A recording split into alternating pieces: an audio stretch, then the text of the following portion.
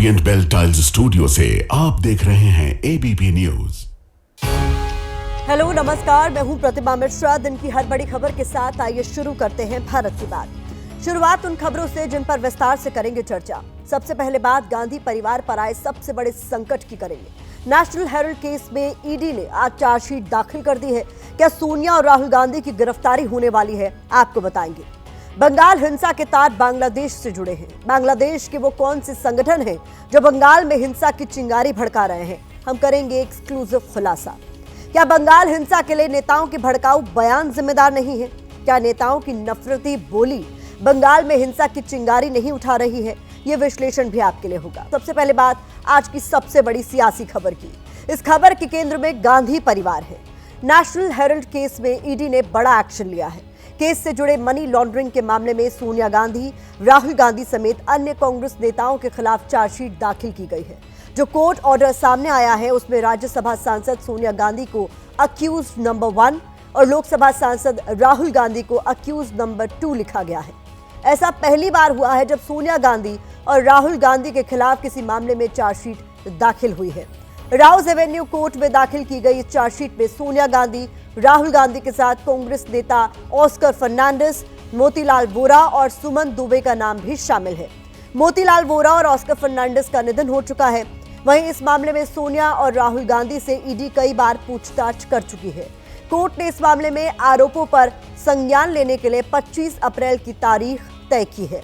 ये चार्जशीट आज तब दाखिल की गई जब दूसरी तरफ ईडी रियल एस्टेट डील से जुड़े मनी लॉन्ड्रिंग के मामले में प्रियंका गांधी के पति और बिजनेसमैन रॉबर्ट वाड्रा से पूछताछ कर रही थी। रॉबर्ट वाड्रा से आज करीब 6 घंटे तक पूछताछ हुई। कल उन्हें फिर से पूछताछ के लिए बुलाया गया है। उधर सोनिया और राहुल के खिलाफ चार्जशीट दाखिल होने के बाद कांग्रेस नेताओं की तरफ से इसे बदले की कार्रवाई बताया जा रहा है। 12 साल से ये बोगस केस चल रहा है और ये केस इतना हास्यास्पद है कि ईडी ने मनी लॉन्ड्रिंग की जो चार्जशीट फाइल करी है वो उस केस में करी है जहां पर एक पैसे का लेन देन नहीं हुआ है, जहां पर एक प्रॉपर्टी का ट्रांसफर नहीं हुआ है, जहां पर सेक्शन 25 की not for profit company national Herald के देखरेख के लिए बनाई गई थी, जहां पर डायरेक्टर्स को डिविडेंड कुछ नहीं मिलेगा, उनको इससे कोई फायदा नहीं होगा। ये विशुद्ध गंदी, भोंडी, सस्ती और बदले की भावना से की हुई राजनीति है। कांग्रेस पार्टी को नस्तानाबूद करने की मोदी जी की साजिश है। ईडी तो इडियट है, जो मर्जी उसको कराया जा सकते हैं, उसमें हमें कोई परवाह नहीं, कोई फर्क नहीं पड़ता। मोदी जी को और बीजेपी पार्टी को हम डरते नहीं, ईडी सीबीआई से हम डरने वाला नहीं हूँ। आइए रुक करते हैं। हमारे सहयोगी अंकित गुप्ता इस वक्त हमारे साथ सीधे जुड़े हुए हैं इस पर ज्यादा जानकारी के साथ। अंकित, सबसे पहले तो सरल भाषा में हमारे दर्शकों के लिए समझाइए कि सोनिया और राहुल गांधी के खिलाफ अगर चार्जशीट दायर की जाती है तो उसके मायने क्या है? देखिए प्रतिमा, अगर हम सबसे आसान शब्दों में बात करें तो जो जांच एजेंसी है वो है प्रवर्तन निदेशालय। प्रवर्तन निदेशालय ने एक जांच की जो कि नेशनल हेराल्ड केस में थी और उस जांच के आधार पर जो तथ्य सामने आए, जो सबूत सामने आए, जो गवाह सामने आए, उसके आधार पर उन्होंने एक चार्जशीट तैयार की। वो चार्जशीट आज अदालत में दायर कर दी है। इसका मतलब क्या हुआ? इसका मतलब यह हुआ कि सोनिया गांधी, जिसका आपने जिक्र किया था कि आरोपी नंबर 1, राहुल गांधी आरोपी नंबर 2, इसी तरीके से जो कांग्रेस के अन्य नेता हैं वो इस मामले में सह आरोपी बनाए गए हैं। क्यों बनाए गए हैं? क्योंकि नेशनल हेराल्ड केस में ये जो मामला बना है इसमें आरोप ये है कि यंग इंडियन के नाम की एक कंपनी बनाई गई और उसकी जो टोटल कंपनी की वैल्यू थी वो 5 लाख थी, लेकिन उसने कई करोड़ों रुपए की जो एसोसिएटेड जनरल की जो प्रॉपर्टी थी वो अपने जो है कब्जे में ले ली और वो गैर कानूनी तरीके से ली। तो इस तरीके के गंभीर आरोप थे। मामले की जांच की गई तो उस मामले में अदालत में चार्जशीट दायर की गई है और अब आगे क्या होगा? आगे यह होगा क्योंकि चार्जशीट में सोनिया गांधी, राहुल गांधी समेत अन्य जो है कांग्रेस नेताओं का नाम आरोपी के तौर पर है। 25 तारीख को अगली सुनवाई है। 25 तारीख को होने वाली सुनवाई के दौरान अदालत, जो कि दिल्ली की राउज एवेन्यू कोर्ट है, वो ये देखेगी कि क्या वाकई में जो चार्जशीट में बातें कही गई हैं क्या वो वाकई में तथ्य सही हैं या उनको पर रिलाय किया जा सकता है। शुरुआती तौर पर अगर अदालत पाती है कि शुरुआती तौर पर जो जानकारी दी गई है वो ठीक है तो फिर वो चार्जशीट पर कॉग्निजेंस लेगी, यानी कि संज्ञान लेगी और मामले की सुनवाई आगे बढ़ेगी। जी, महत्वपूर्ण जानकारी आप दायरे में चाहूंगी। अंकित, आप हमारे साथ बने रहें क्योंकि इस बीच एक बड़ी खबर आ रही है, उसका रुख करूं, फिर मैं आपका रुख करूंगी। सोनिया राहुल के खिलाफ चार्जशीट से भड़की कांग्रेस। कल पूरे देश भर में ईडी दफ्तर के बाहर कांग्रेस प्रदर्शन करेगी, ये बड़ी खबर सामने आ रही है। चार्जशीट को बदले की कार्रवाई कांग्रेस की ओर से बताया गया और कहा गया ये डराने की कोशिश है, हम नहीं डरेंगे।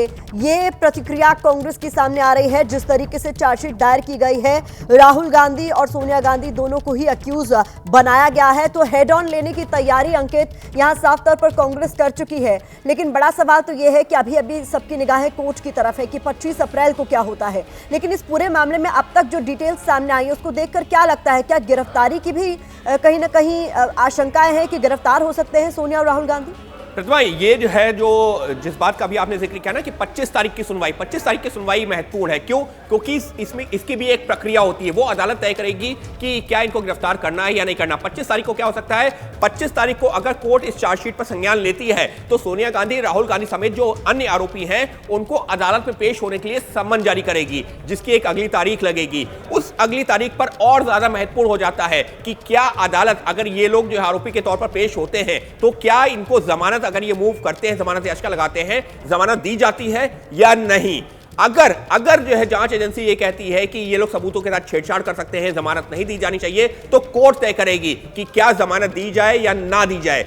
अगर वहां पर कोर्ट को लगता है कि सबूतों के साथ छेड़छाड़ कर सकते हैं तो वहां पर गिरफ्तारी की तलवार लटक सकती है सोनिया गांधी, राहुल गांधी समेत अन्य आरोपियों के ऊपर। लेकिन ये सब तय करेगी कोर्ट, यानी कि कोर्ट अभी कोर्ट के पाले में गेंद जा चुकी है और कोर्ट सबूतों को, तथ्यों को देखने के बाद तय करेगी कि क्या इस मामले में राहुल गांधी, सोनिया गांधी समेत जो अन्य आरोपी हैं उनकी गिरफ्तारी की अभी जरूरत है या नहीं है। और प्रतिमा, अगर हमारे पास में थोड़ा सा वक्त होगा तो आगे की भी प्रक्रिया कैसे बढ़ेगी वो भी हम दर्शकों को समझा सकते हैं। जी, शुक्रिया अंकित। फिलहाल वक्त की कमी है, लेकिन आप लगातार नजर बनाए रखें, आगे भी अपडेट्स के लिए आपका हम रुख करेंगे। बहुत बहुत शुक्रिया। फिलहाल आइए आगे बढ़ते हैं और अब बात आज की दूसरी बड़ी खबर की करते हैं। वक्फ कानून को लेकर बंगाल ही बार बार क्यों जल रहा है, इसके 3 फैक्टर आपको दिखाएंगे। ये 3 फैक्टर उन सारे नैरेटिव से बिल्कुल अलग है जो बंगाल हिंसा की आड़ में चलाए जाने की कोशिश की जा रही है। बंगाल में अब तक 3 बार हिंसा के शोले भड़क चुके हैं। 8 अप्रैल को मुर्शिदाबाद में हिंसा हुई, फिर 3 दिन बाद 11 अप्रैल को भी मुर्शिदाबाद हिंसा की आग में जला। इसके बाद 14 अप्रैल को दक्षिण 24 परगना में हिंसा की चिंगारी भड़की। अब सवाल है कि यह हिंसा किसने, क्यों और कैसे भड़काई। इसकी पहली वजह बांग्लादेश से जुड़ी है। बंगाल हिंसा का बांग्लादेश कनेक्शन सामने आया है। खुफिया रिपोर्ट से पता चला है कि बांग्लादेश के कट्टरपंथी संगठन बंगाल में हिंसा के शोले भड़काने की साजिश रच रहे हैं। दूसरा, नेताओं की तरफ से बार बार फेंके जा रहे जुबानी बम बंगाल को जलाने में बड़ी भूमिका निभा रहे हैं। इन नेताओं में सत्ता पक्ष और विपक्ष दोनों तरफ के चेहरे बराबर शामिल हैं। तीसरा, बंगाल हिंसा को ममता सरकार के साथ साथ केंद्र सरकार की नाकामी के तौर पर भी देखा जा रहा है। लेकिन कैसे, इसका खुलासा भी आगे आपके लिए होगा। लेकिन पहले बात बंगाल हिंसा के बांग्लादेश कनेक्शन की कर लेते हैं। हिंसा को लेकर बीएसएफ इंटेलिजेंस की रिपोर्ट से चौंकाने वाला खुलासा है। आपको बता दें कि मुर्शिदाबाद में हिंसा के बाद से बीएसएफ की 9 कंपनियां तैनात हैं। बीएसएफ की रिपोर्ट के मुताबिक बंगाल में वक्फ विरोधी आंदोलन की आड़ में बांग्लादेश के कुछ कट्टरपंथी संगठनों के स्लीपर सेल शामिल हो सकते हैं। रिपोर्ट में 2 संगठनों जमातुल मुजाहिदीन बांग्लादेश यानी जेएमबी और अंसारुल्लाह बंगाल टीम एबीटी का नाम दिया गया है। पिछले 3 महीनों से यह संगठन बंगाल में हिंसा भड़काने के मॉड्यूल पर काम कर रहे थे। जेएमबी पर भारत ने आतंकी संगठन घोषित कर प्रतिबंध लगा रखा है। जेएमबी पर बांग्लादेश में भी बैन था, लेकिन यूनिस सरकार आने के बाद इस पर से बैन हटा दिया गया है। जेल में बंद इस संगठन के सभी नेताओं को रिहा कर दिया गया है, यह भी महत्वपूर्ण है। वैसे बीएसएफ की रिपोर्ट से पहले ही बांग्लादेश की बंगाल हिंसा में एंट्री हो चुकी है। बीजेपी के नेता बंगाल के हालात को लगातार बांग्लादेश से जोड़ रहे हैं। ममता बनर्जी सरकार पर बंगाल को बांग्लादेश बनाने के आरोप लगा रहे हैं। हिंसा को लेकर जारी बयानबाजी में जिन्ना, सुहरावर्दी, मुस्लिम लीग, गजवाए हिंद, जिहादी और ग्रेट कलकत्ता किलिंग्स जैसी घटनाओं और विभाजनकारी किरदारों की चर्चा हो रही है। माना कि वक्फ कानून पर बार बार जल रहा बंगाल ममता सरकार के सिर पर नाकामी की एक दाग की तरह है, इससे किसी को भी इनकार नहीं है। लेकिन क्या यह भी सही नहीं है कि नेताओं की तरफ से भड़काऊ बयान देकर दंगों की आग में घी डालने का काम किया जा रहा है? क्या बंगाल हिंसा में नेताओं के भड़काऊ बयानों की भूमिका नहीं है? क्या सत्ता पक्ष और विपक्ष के नेताओं की बयानबाजी लोगों को उकसाने का काम नहीं कर रही? उपद्रवियों और दंगाइयों पर काबू पाने के लिए पुलिस और अर्धसैनिक बल तैनात हैं, लेकिन नेताओं की तरफ से जुबानी बम गिराकर जो हिंसा फैलाई जा रही है उस पर रोक आखिर कौन लगाएगा? ये सवाल सिर्फ यूं ही नहीं है, बल्कि वक्फ कानून बनने के बाद से लगातार बयानों के जरिए बंगाल का माहौल बिगाड़ने की कोशिश की जा रही है। इस कोशिश में कोई एक नेता या एक पार्टी शामिल नहीं है, बल्कि सबके दामन पर ऐसे नफरती बयानों की कालिख लगी है। ऐसे बयानों की लिस्ट जो है वो लंबी चौड़ी है। पूर्व बीजेपी सांसद अर्जुन सिंह ने कहा है कि बिहार और झारखंड से हिंदुओं को लेकर आऊंगा और एक दिन में मुर्शिदाबाद और मालदा को खाली करा दूंगा। टीएमसी सांसद बापी हल्दर ने कहा है कि वक्फ संपत्ति किसी के बाप की नहीं है, एक संप्रदाय की संपत्ति है। उस संपत्ति की तरफ कोई अगर नजर उठाकर देखे तो उसकी आंखें निकाल लेंगे, हाथ कमर तोड़ देंगे। बंगाल बीजेपी अध्यक्ष सुकांता मजुमदार कह रहे हैं कि आने वाले समय में हिंदू बाध्य हो जाएंगे कानून हाथ में लेने को। मुर्शिदाबाद में हम लोग कम हैं, लेकिन नदिया में हम लोग ज्यादा हैं। तो बंगाल सरकार के मंत्री सिद्दीकुल्ला चौधरी भी भीड़ का डर दिखाने से बाज नहीं आ रहे। उनका कहना है कि हम चाहे तो कोलकाता को ठप कर दें, 50 जगहों पर 2000 लोगों को बिठाकर ट्रैफिक जाम कर दें। यानी देखा जाए तो किसी भी पार्टी से कोई भी नेता ऐसा नहीं जो शांति की अपील कर रहा है, बल्कि सभी नेता बयानों के जरिए हिंसा की आग को और ज्यादा भड़काने का ही काम कर रहे हैं।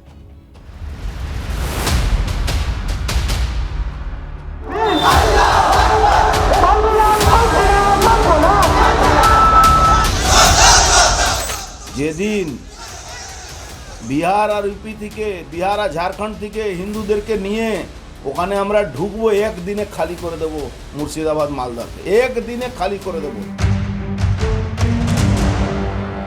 সকলের কাছে করজোড়ে অনুরোধ করব, দয়া করে আইন কেউ হাতে তুলে নেবেন না। এলাকার সম্পত্তি একটা সম্প্রদায়ের সম্পত্তি, সেই সম্প্রদায়ের সম্পত্তির দিকে যদি কেউ চোখ তুলে থাকে তার চোখ যেমন উপড়ে নেবেন, হাত কেমন ভেঙে দেবেন।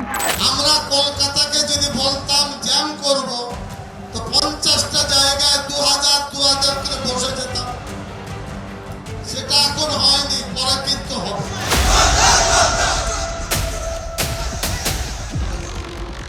এই দিনে কিন্তু শান্তিপ্রিয় হিন্দুরা বাধ্য হবে আইন হাতে তুলে নিতে।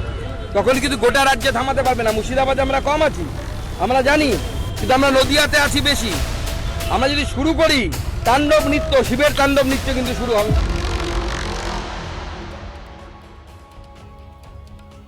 बंगाल हिंसा पर भड़काऊ बोली के बीच यूपी के सीएम योगी आदित्यनाथ का भी बयान सामने आया। योगी आदित्यनाथ ने कहा है कि जिसे बांग्लादेश पसंद है वो बांग्लादेश चला जाए, लातों के भूत बातों से नहीं मानेंगे। ममता बनर्जी दंगाइयों को शांति दूत कहती हैं, दंगाई डंडे से ही मानेंगे।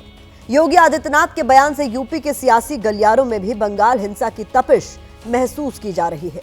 समाजवादी पार्टी ने सीएम योगी आदित्यनाथ पर लोगों को भड़काने का आरोप लगाया है। कहा है कि उन्हें बंगाल के हालात दिखते हैं, लेकिन अपने राज्य के हालात नहीं दिखते।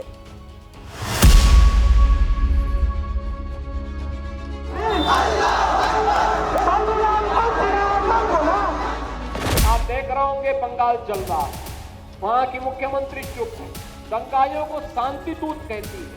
अरे लातों के भूत बातों से कहां मानने वाले हैं।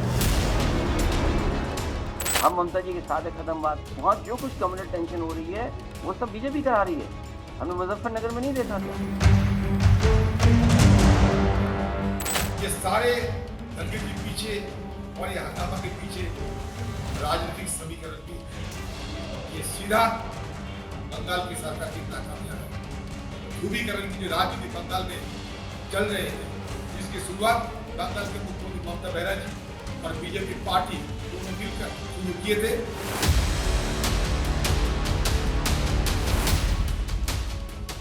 सेकुलरिज्म के नाम पर इन लोगों ने दंगाइयों को दंगा करने की पूरी छूट दे रखी।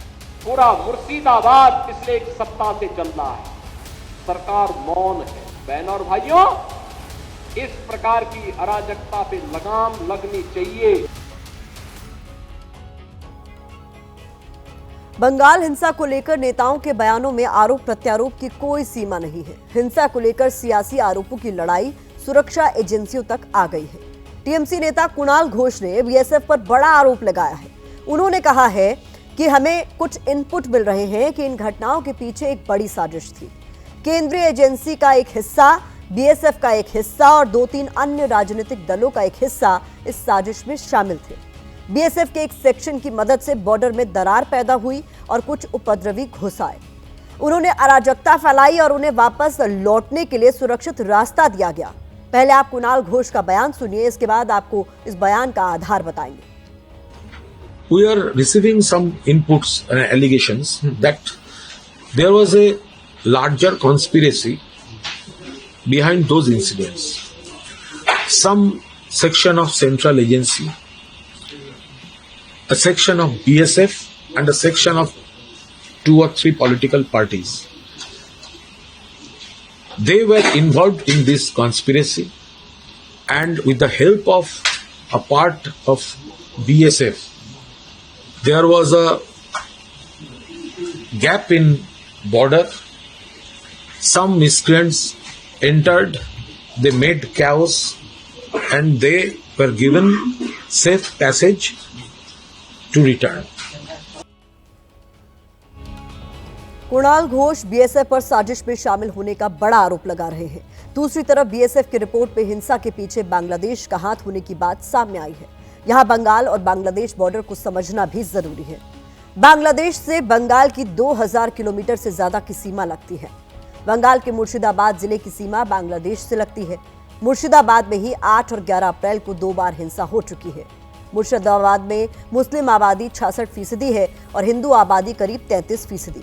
अब अगर बीएसएफ की रिपोर्ट के मुताबिक बंगाल से बांग्लादेश में साजिश की घुसपैठ हो रही है तो सवाल खुद बीएसएफ के साथ साथ केंद्र की सुरक्षा एजेंसियों पर भी है, क्योंकि इसका मतलब यह है कि कहीं न कहीं बॉर्डर पर सुरक्षा में कमी है। कहा जाता है कि शब्दों में बड़ी ताकत होती है। शब्द अगर मीठे हों तो सीधे मन में उतर जाते हैं, और अगर शब्दों में कड़वाहट या जहर घुला हो तो किसी का सीना तक छलनी कर देते हैं। इसीलिए कहा गया है, पहले तोलो फिर बोलो। लेकिन नेता शायद ये बात नहीं समझते। वो जुबान से बयानों की शक्ल में जहर उगलते हैं और जनता को उन बयानों से भड़काने वाली हिंसा की आग में जलने के लिए छोड़ देते हैं। हमारी अगली खबर बिहार से है, जहां इस साल के अंत में विधानसभा के चुनाव हैं। चुनाव को लेकर सभी दल कमर कस चुके हैं, लेकिन चुनाव से पहले बिहार में बहुत कुछ हो रहा है। सबसे पहले आपको 4 तस्वीरें दिखाते हैं। पहली तस्वीर आज दिल्ली से आई, जहां बिहार चुनाव के लिए महागठबंधन की एक अहम बैठक हुई। इस बैठक में कांग्रेस अध्यक्ष मल्लिकार्जुन खड़गे, राहुल गांधी और आरजेडी नेता तेजस्वी यादव शामिल हुए। दूसरी तस्वीर एनडीए की है, जहां मुख्यमंत्री कौन होगा, सीटों पर कैसे बात बनेगी, साथियों को कैसे खुश किया जाएगा, इसको लेकर माथापच्ची चल रही है। तीसरी तस्वीर बेतिया की है, जहां 17 साल के छात्र इम्तियाज के अपहरण के बाद हत्या कर दी गई। छात्र का शव रेलवे लाइन के करीब मिला। चौथी तस्वीर राजधानी पटना से है, जहां एक स्टूडियो में 20 साल की महिला का शव बरामद किया गया, जिससे सनसनी फैल गई। बिहार में चुनावी साल है और चुनावी साल में हर तस्वीर बहुत अहम हो जाती है। बढ़ रहे क्राइम के बीच ऐसा लग रहा है जैसे पार्टियों को सत्ता की फिक्र तो है, लेकिन जनता की नहीं। पहले बात सियासत की ही करते हैं। बिहार चुनाव में अभी करीब 6 महीने का वक्त है, लेकिन एनडीए और महागठबंधन अपनी अपनी रणनीति बनाने में जुट गए हैं। आज दिल्ली में महागठबंधन की एक बड़ी बैठक हुई। इस बैठक में तेजस्वी यादव ने मल्लिकार्जुन खड़गे और राहुल गांधी के साथ मुलाकात की। बैठक कांग्रेस अध्यक्ष मल्लिकार्जुन खड़गे के आवास पर हुई। इस बैठक से उम्मीद थी कि सीएम फेस और सीटों को लेकर कोई ठोस सहमति बनेगी, लेकिन ऐसा कुछ भी नहीं हुआ ये कि 17 अप्रैल को पटना में महागठबंधन की अगली बैठक की तारीख सामने आ गई।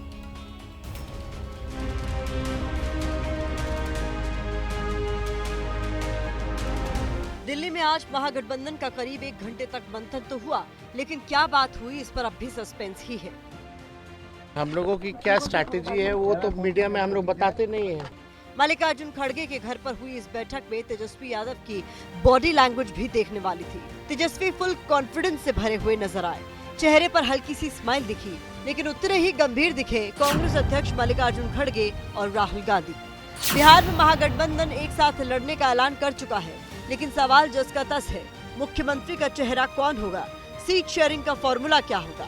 मीटिंग खत्म होने के बाद तेजस्वी यादव बाहर आए तो उम्मीद थी कि चुनाव को लेकर कोई अहम जानकारी देंगे, लेकिन तेजस्वी ने अपने पत्ते नहीं खोले। हम सब लोगों की बैठक हुई है। 17 तारीख को भी जो है पटना में भी हम लोग बैठेंगे। हम लोगों का पूरा मजबूती के साथ बिहार को आगे ले जाने का संकल्प है। बिहार को जिस हिसाब से सौतेला व्यवहार किया गया। महागठबंधन की बैठक पर एनडीए के नेता भी नजर गड़ाकर बैठे थे। इधर तेजस्वी मीटिंग से बाहर निकले, उधर बीजेपी ने उन पर सियासी हमले शुरू कर दिए। कोई चैलेंज ही नहीं है, पूरा यूपीए पूरा इंडी गठबंधन लड़ेगा, तब भी बिहार के मुख्यमंत्री नीतीश कुमार की। आरजेडी ऐलान कर चुकी है कि तेजस्वी के चेहरे के साथ ही चुनाव मैदान में उतरेगी, लेकिन कांग्रेस ने इस पर सस्पेंस बनाकर खेल को और दिलचस्प बना दिया है। तो आप लोगों को परेशान होने की कोई आवश्यकता नहीं है। हम लोग जो है बातचीत करके सारी चीजें जो है सामने आ जाएंगी। अरे नीतीश जी तो हाईजैक हो रखे हैं। अमित शाह जी कितने बार बोलते रहे हैं कि बस उनके नेतृत्व में चुनाव लड़ेंगे, लेकिन चुनाव के बाद ये नहीं बोला कि मुख्यमंत्री बनाएंगे। सूत्र कह रहे हैं कि 17 अप्रैल को पटना में महागठबंधन के दलों की समन्वय समिति बनाई जाएगी, जिसके बाद सामूहिक रणनीति के तहत चुनाव लड़ने की रूपरेखा तैयार होगी। माना जा रहा है कि सीटों का पेच सुलझाने के बाद सही समय पर तेजस्वी को सीएम चेहरा घोषित भी किया जाएगा। आज का जो मीटिंग था काफी सशक्त और एकजुटता होते हुए हम लोग एनडीए सरकार से मिल करके पूरी ताकत से लड़ेंगे। कई विषयों पर चर्चा हुई, सारे सवाल को आज विराम मिल गई। बिहार में असली लड़ाई एनडीए बनाम महागठबंधन की है। दोनों के अंदर सियासी घमासान चल रहा है। महागठबंधन चुनाव में उतरने से पहले नीतीश के स्वास्थ्य को मुद्दा बना रहा है, जिस पर आज नीतीश कुमार के बेटे ने खुलकर बात की। बिहार की जनता से अनुरोध है कि जो 2010 में बहुमत दिया उससे भी ज्यादा दें। भी अमित अंकल बोल के गए हैं कि सीएम बनेंगे पिताजी। सम्राट चौधरी कह रहे हैं कि 15-15 साल तक हमारे नेता हैं, तो फिर कोई सवाल ही नहीं उठता है। साफ साफ है वो सीएम। बिहार में चुनाव से पहले जबरदस्त सियासी चकल्लस है, जिसमें दोनों गठबंधन उलझे हुए हैं, लेकिन दोनों की दिक्कत एक जैसी है, सीएम का फेस और सीट।